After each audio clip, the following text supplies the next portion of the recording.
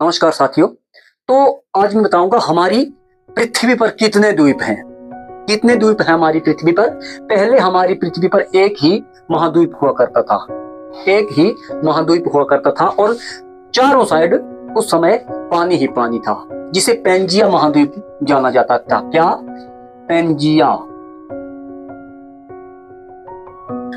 Pangaea महाद्वीप के नाम से जाना जाता था है उस टाइम जाना जाता था। धीरे धीरे ये द्वीप जो है वो आपस में इसमें दरारें पड़ना शुरू हो गई और ये टूट गया। जब ये टूट गया तो कई छोटे छोटे द्वीपों का विस्तार हुआ।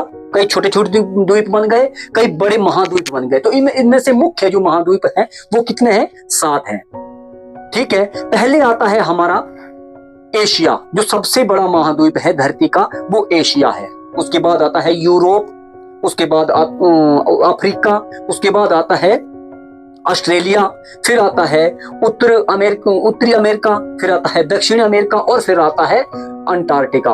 अंटार्कटिका में कोई देश नहीं है। अंटार्कटिका जो है, अंटार्कटिका में कोई देश नहीं है। ये है अंटार्कटिका, धरती के नीचे दक्षिण छोर पर ही, दक्षिणी बिंदु कहा जाता है इसको, दक्षिण में है। तो यहाँ पे कोई देश नहीं है। ये केवल यहाँ पर बर्फ ही बर्फ है, टोटल बर्फ। सिर्फ कई कई देशों के यहाँ पर रिसर्च सेंटर हैं। हमारे यहाँ पर भारत के 3 रिसर्च सेंटर हैं। सिर्फ यहाँ पर रिसर्च कर सकते हैं, बाकी किसी का यहाँ पर अधिकार नहीं है। तो जो वो हमारे एशिया की बात करते हैं, तो पूरी धरती में 195 देश हैं। हमारे एशिया में कितने देश हैं? 48 देश हैं। तो अगर कोई आपसे पूछता है कि कितने देश हैं, तो आप ये कहो कि आप गिन लो, हम बोलते हैं।